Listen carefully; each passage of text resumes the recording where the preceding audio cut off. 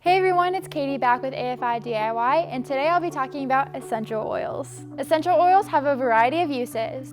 They can be used to ease stress, boost your mood, reduce pain from headaches and migraines, and much more. They're made by distillation or cold pressing various parts of fruits, plants, bark, etc.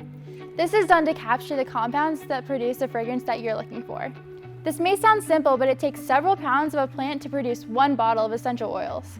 Once the chemicals are extracted, they are then combined with a carrier oil.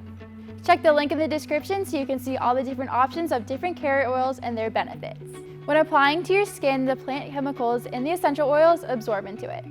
To do so, you can use something like a roll-on. You can also use essential oils in other products, such as a diffuser that can be used to diffuse the oils into the air. When inhaling the aromas from the essential oils, it'll stimulate areas of your limbic system, which is part of your brain that plays a role in emotions, behavior, sense of smell, and long-term memory.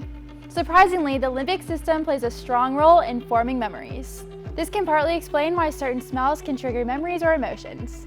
Some popular essential oils that are used are peppermint, that can be used to boost energy or aid digestion, and sandalwood, which can be used to calm nerves and help focus. Check the description for more. Essential oils also have many uses outside of aromatherapy. They can be used to freshen up people's homes, and they can also be used in cosmetic products. There you have it, guys. That was some fun information about essential oils and their uses. See you guys next time. Bye!